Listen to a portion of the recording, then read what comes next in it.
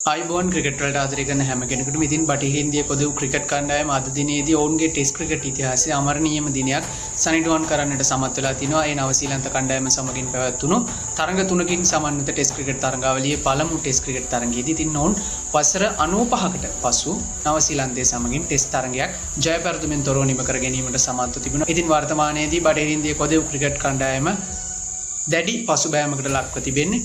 ආකෘති තුලදීම ඉතින් එම නිසාවෙන් ඔවුන්ට මෙම ටෙස්ට් තරඟාවලියේදී විශිෂ්ට ආකාරයෙන් තරඟාවලියේ පළමු තරඟයේම ජය පෙරදුමින් තොරව නිම කර ගැනීමට හැකියවීම ඔවුන්ගේ ක්‍රිකට් ඉතිහාසයේ ලද විශාල ජයග්‍රහණයක් බවට මේ වන විට පත්ව තිබුණා. ඉතින් තරඟාවලියේ පළමු ටෙස්ට් තරඟයේදීම කාසියවාසී දිනාගෙන පළමුවෙන් පන්දුවට පහර දෙන්නේ නවසීලන්ත කණ්ඩායම.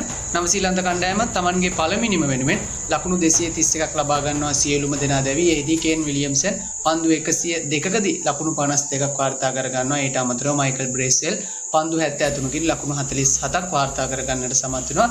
එෙහිදී ශීල්ඩ්ස් පන්දු වාර 9කදී ලකුණු 34කට කඩලු දෙකකුත් ඊට අමතරව ග්‍රේව්ස් පන්දු වාර 10කදී ලකුණු 35කට කඩලු දෙකකුත් දවා ගන්නට සමත් වෙලා තියෙනවා. ඉතින් පළවෙනිම ඉතාමත් හොඳින් බටහිර ඉන්දිය පොදු කණ්ඩායම නවසීලන්ත කණ්ඩායම පාලනය කරමින් පන්දු යවුවත් ඔවුන්ට ඉතාමත් හොඳින් පිටිහරඹයක නිරත වෙන්නට අවස්ථාවක් ලැබුණේ නැහැ. ඔවුන් තමන්ගේ පළවෙනිමට රැස් කරගන්නේ ලකුණු 167ක් පමණයි සියලුම දෙනා දැවි. එහිදී ඔවුන්ගේ කණ්ඩායමේ සිටින ප්‍රබලම පිතිකරු වෙන ෂායි හෝප් ලකුණු 56ක් වාර්තා කරගන්න සමත් වෙලා දෙනවා පන්දු 107කින්. ඊට අමතරව චන්ද්‍රපෝල් පන්දු 169කදී ලකුණු 52ක් වාර්තා කරගන්න සමත් වෙලා තිනවා. මේ පිතිකරුවන් දෙදෙනා හැරෙන්නට අනිකුත් කිසිදු පිතිකරුවෙකුට සාර්ථක ලකුණක් කරා ගමන් කරන්න හැකියාවක් නවසීලන්ත පන්දු යවන්න ලබා දෙන්නේ නැහැ. එෙහිදී ඩැෆි නවසීලන්ත වේග පන්දු යවන්න පන්දු වාර 17යි පන්දු 4කදී ලකුණු 34කට කඩලු 5ක් ලබා ගන්නවා. ඊට අමතරව මැක්හෙන්රි පන්දු වාර 22කදී ලකුණු 43කට කඩලු 3ක් දවා ගන්න සමත් වෙනවා. ඉතින් ප්‍රථමිනි මේ පසුබෑමත් සමගින් දෙවනිනිම නැවතත් පන්දු යවන්නට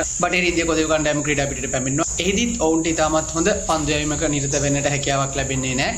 එහිදී නවසීලන්ත කණ්ඩායම කඩලු 8ක් දැවි ලකුණු 466ක් ලබාගෙන තිබෙදී තමන්ගේ දෙවනිනිම අත්හිටවන්නට කටයුතු කරනවා.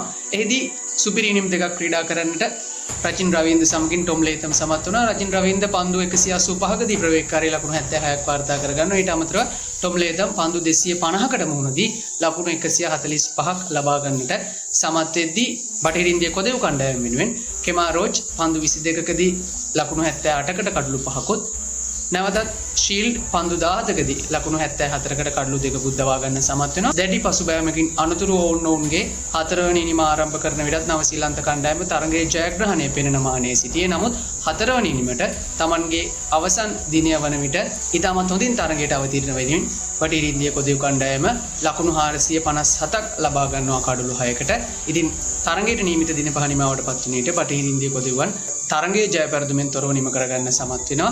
ඉතින් මෙම ඉනිම වෙනුවෙන් බටහිර ඉන්දිය පොදුවන් වෙනුවෙන් ග්‍රේව්ස් තමන්ගේ මංගල දිත්තු ශතකයේ වාර්තා කරගන්නෙන් පන්දු 388කට මුහුණ දෙමින් නොදවී ලකුණු 202ක් ලබා ගන්නවා.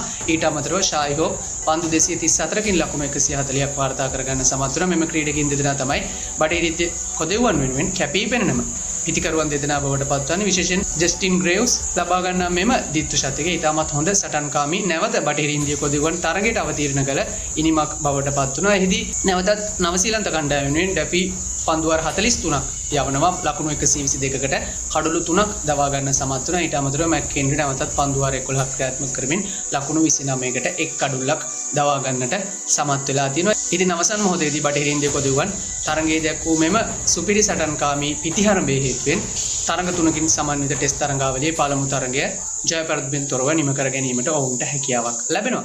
ඊට අමතරව මේ දිනවලදී ආරම්භයේ ක්‍රියාත්මක වෙමින් පවතින IL T20 ලීගයේ හෙවත් ජාත්‍යන්තර ක්‍රිකට් ලීගය මෙවර තරඟාවලිය වෙනුවෙන් ශ්‍රී ලංකා ක්‍රීඩකයන් 8 දෙනෙක් ක්‍රීඩා කරනවා. අපි ඔබට මේ පිළිබඳ මීට කලින් වීඩියෝ එකකිනුත් අරගෙන ඇවිල්ලා තියෙනවා තොරතුරු. ඉතින් මෙවර තරඟාවලියේ අද දිනේදී සුවිශේෂීම තරගයක් පැවැත්වීමට නියමිත වී තිබෙනවා. ඒ ශ්‍රී ලංකා ප්‍රේක්ෂකින් අතින්ගත් කළ එදී අද තරගයට ක්‍රීඩා කරනු ලබන්නේ දසුන් ශානකගේ නායකත්වයෙන් යුත් දිල්ලි කැපිටල්ස් කණ්ඩායම සහ ගල්ෆ් ජයන්ට්ස් කණ්ඩායම. ශ්‍රී ලංකා වේලාවෙන් රාත්‍රී 8ට ආරම්භ වන මෙම තරගයේදී ගල්ෆ් ජයන්ට්ස් කණ්ඩායමට පැතුම් නිස්සංක සමගින් නුවන් තුෂාර බොහෝ දුරට ක්‍රීඩා කරාය. ඊට හේතුව ඔවුන් මීට පෙර තරගයේදී දැක්වූ සුවිශේෂී තරග දක්ෂතා.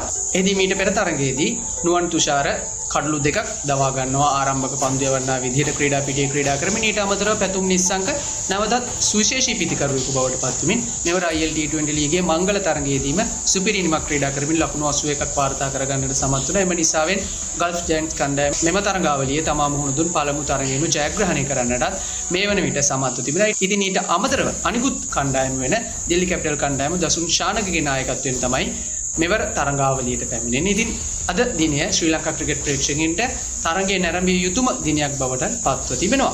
ඉතින් මේ පිළිබඳ ක්‍රිකට් ප්‍රේක්ෂකින් විදිහට ඔයාලගේ අදහසුත් පහලින් කමෙන්ට් එකක් විදිහට දාගෙන යන්නත් අමතක කරන්න එපා. ක්‍රිකට් පිටිය අලුත් වෙන සියලුම තොරතුරු එසේනින් දැනගන්න subscribe කරලා දිගටම රැඳිලා ඉන්න අපේ YouTube නාලිකාවත් සමග.